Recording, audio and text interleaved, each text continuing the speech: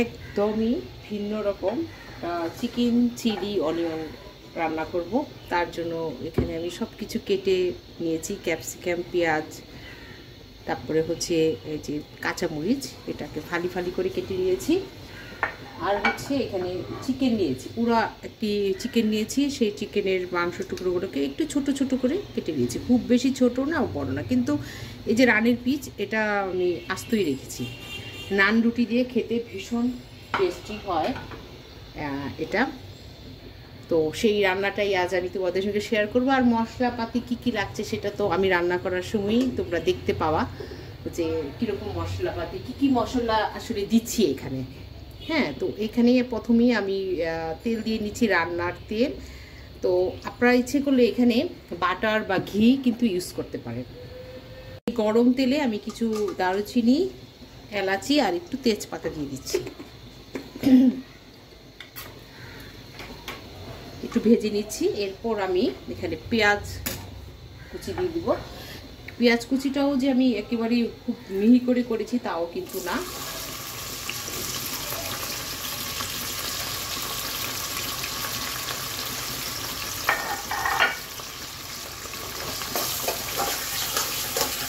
একটু ভেজে নিব জাস্ট পেঁয়াজটা। এটা কিন্তু খেতে ভীষণ মজা। এই যে চিকেন চিলি অনিয়নটা রান্না দেখাচ্ছি, এটা শুধু যে আমি নান রুটির সাথে খেতে পারবেন তা কিন্তু নয়। এটা আপনি পোলাওর সাথে, ভাতের সাথে, সব কিছুর সাথে খেতে পারেন। আর ছোট ছোট ছেলেমেয়েরা তো খুবই পছন্দ করে। একই রকম চিকেন রান্না খেতে কিন্তু ভালো লাগে না। তো সেই চিকেনটাই, এটা আমি একেবারে যে চাইনিজ টাইপ তাও বলবো না, চাইনিজ আইটেম, অনেকটা চাইনিজ ভাব আছে, কিন্তু এটা এমনভাবে রান্না করছি যেটা নাকি সব কিছুর সাথে খাওয়া যায়। দুপুরে ভাতের সাথে বা সকালে রুটির সাথে বা পোলাওর সাথে, নান রুটির সাথে, সব কিছুর সাথে খাওয়া যায়। ঠিক এরকমই একটা চিকেন চিলি অনিয়ন রান্না করছি। তো এই পেঁয়াজটা আমি 3 থেকে 4-5 মিনিট এটা একটু ভেজে নেব। পেঁয়াজটা ভাজা হতে হতে আমি একে একে অন্যান্য যেসব মশলা দিব সব কিছুই আমি রেডি করে নিচ্ছি। সয়া সস, গোলমরিচের গুঁড়ো, তারপরে হচ্ছে ওয়েস্টার সস,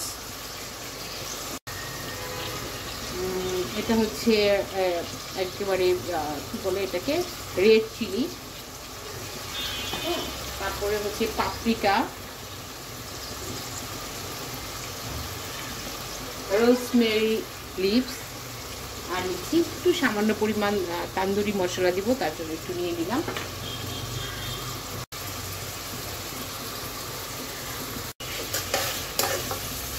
তো এখানে কিন্তু আমার আদা বাটা, রসুন বাটাও দিতে হবে, মাস্ট দিতে হবে।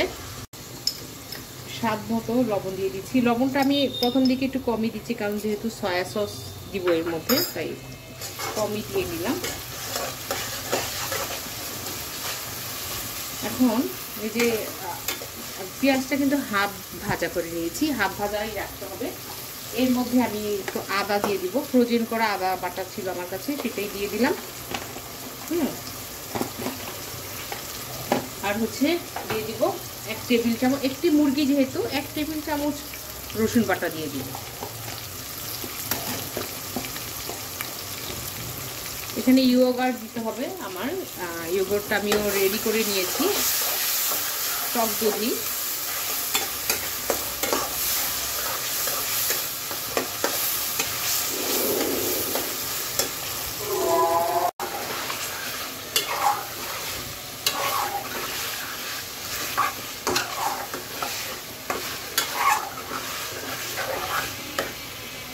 একটু হালকা ভেজে নেওয়ার পর এর মধ্যে আমি এখন বাকি মশলাগুলো অ্যাড করব। সয়া সস দিয়ে দিচ্ছি এখানে 2 টেবিল চামচ, 1 টেবিল চামচ, 2 টেবিল চামচ। ওয়েস্টার সস এখানে দিয়ে দিচ্ছি 1 টেবিল চামচ। গোলমরিচ দিয়ে দিচ্ছি এখানে হাফ চা চামচ পরিমাণ।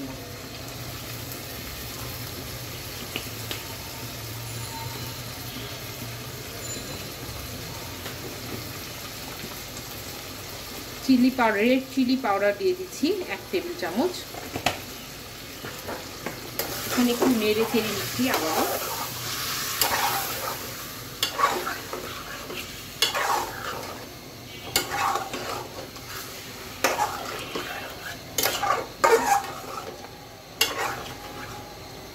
পাপরিকা দিয়ে দিচ্ছি।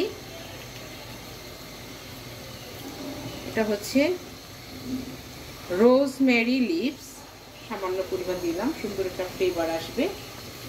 তারপর হচ্ছে পাপরিকা, পাপরিকাটাও আমি এখানে হাফ চা চামচ দিয়ে দিলাম। সব কিছুই সুন্দর ফ্লেভার আসার জন্য। আগে বলেছি যে আসলে মজা করতে হলে আপনার অনেক কিছু দিতে হবে এখানে। আবারও লাল মরিচের, আমাদের দেশীয় যে লাল মরিচের গুঁড়ো সেটা দিয়ে দিলাম 1 চা চামচ।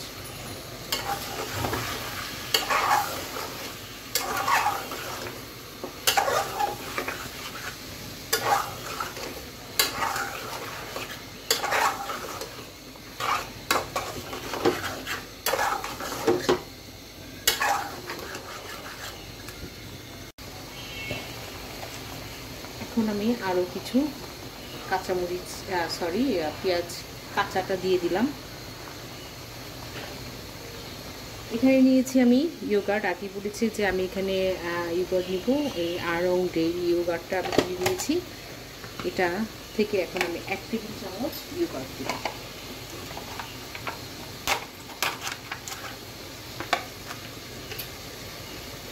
চামচ, 2 চামচ, 3 চামচ।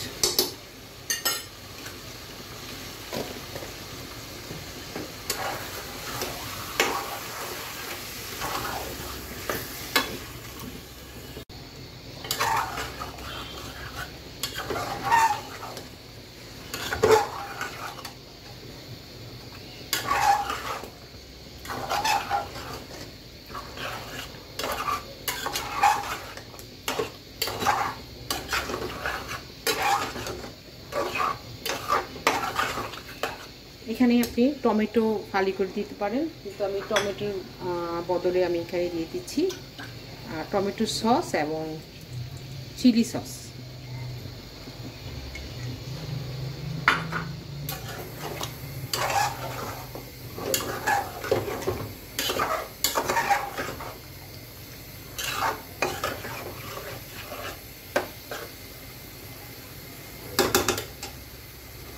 যেহেতু আমি এখানে ইয়োগার্ট দিয়েছি তাই এটা কিন্তু সেদ্ধ হতে বেশি সময় লাগবে না। তারপরে এটাকে এমনভাবে আমাকে বয়েল করতে হবে যাতে এটা খুব সফট হয় মাংসটা, তাহলে খেতে সুবিধা হবে, মজা লাগবে। কারণ এটা সফট হলে আপনার নান রুটি দিয়ে ছিঁড়ে ছিঁড়ে বা খেতে টেস্টি লাগে।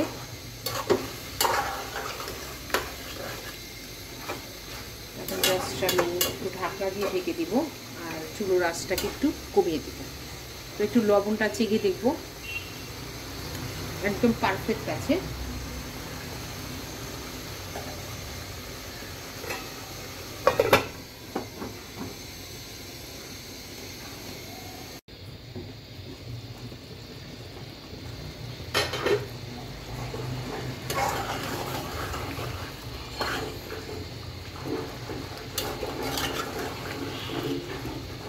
এখন জাস্ট এখানে একটু তান্দুরি মশলা একদম হালকা 1 চিমটি পরিমাণ দিয়ে দিব।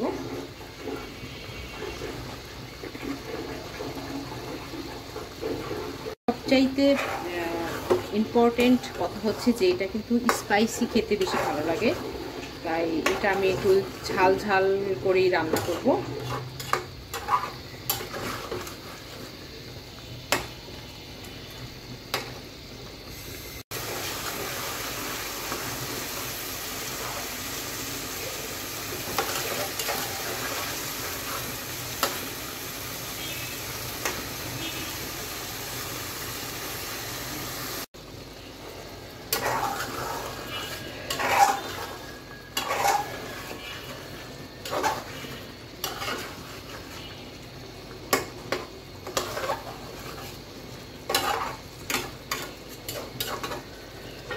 আরও 2-3 মিনিটের জন্য এটা ঢাকনা দিয়ে দিলাম, যাতে খুব সুন্দরভাবে এটা সেদ্ধ হয়ে একেবারে সফট হয়ে যায়।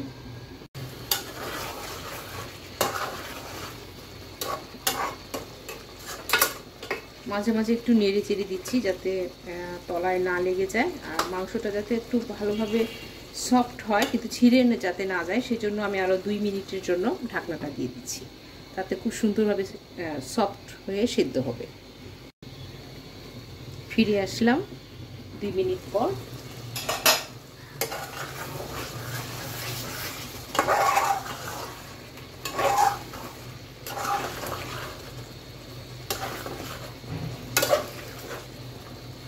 জাস্ট এখান থেকে এই যে কাঁচামরিচ ফালি দিচ্ছেন তা থেকে কিছু দিয়ে দিলাম, আর এখানে কিছু পেঁয়াজ আমি ঠিক এরকম করে নিয়েছিলাম, রেডি করে রেখেছিলাম, এটাও দিয়ে দিলাম। জাস্ট চিকেনের ফাঁকে ফাঁকে যেন এরকম লুজ পেঁয়াজগুলো দেখা যায়, তাতে দেখতে সুন্দর লাগবে, এই জন্য।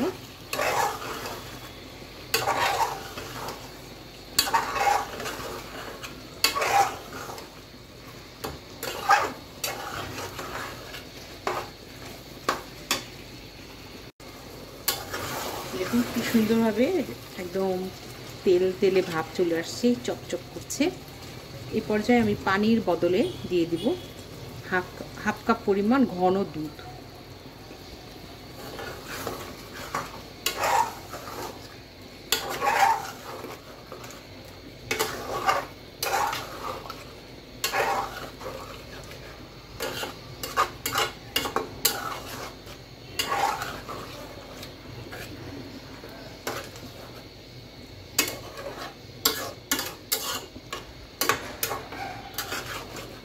আমাদের বাসায় অনেকেই আমার এই নান রুটির সাথে চিকেন চিলি অনিয়নটা খেয়ে আমাকে প্রশ্ন করেছিলেন যে কিভাবে রান্না করেছি, আর তারা আজকে আমার এই রেসিপিটা খুব ভালো করে স্কিপ না টেনে দেখে নেবেন, তাহলে ঠিক এরকম করে রান্না করতে পারবেন। কারণ আমি এটা এত টেস্টি করে রান্না করেছি যে আসলে আপনারা না রান্না করে খেলে বুঝতেই পারবেন না।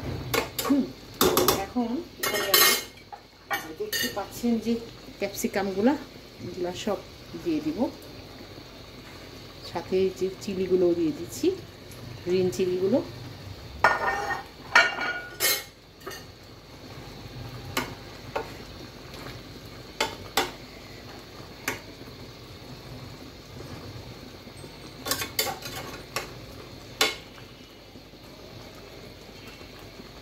এখন চুলোর আঁচটাকে একদমই লো হিটে দিয়ে দিব, লো হিটে দিয়ে এটাকে ঢাকনা দিয়ে একদম এটা রান্না করে নিচ্ছি।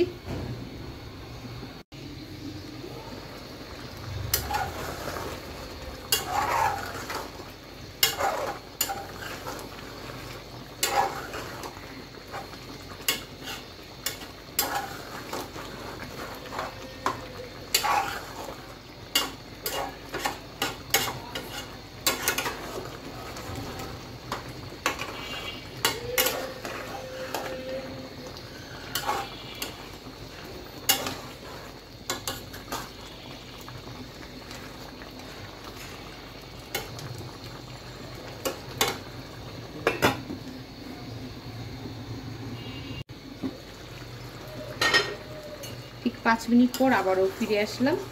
দেখুন কি সুন্দরভাবে আমার চিকেন চিলি অনিয়নটা রান্না হয়ে গেল। আমার এই ভিন্ন রকম রান্নাটা আপনাদের কাছে কেমন লাগলো সেটি জানিয়ে কিন্তু অবশ্যই আমাকে কমেন্টস করবেন, আর অন্যদের সঙ্গে বেশি বেশি করে শেয়ার করবেন। তবে হ্যাঁ, খেতে কিন্তু হবে এইভাবে ঠিক রান্না করে। তো রান্না করে খেয়ে আমাকে কিন্তু অবশ্যই কমেন্টস করে জানাবেন। আরও সামনে আরও মজার মজার রেসিপি আসবে। তো সবাই ভালো থাকবেন, সবাই সুস্থ থাকবেন, সুন্দর থাকবেন। আল্লাহ হাফিজ।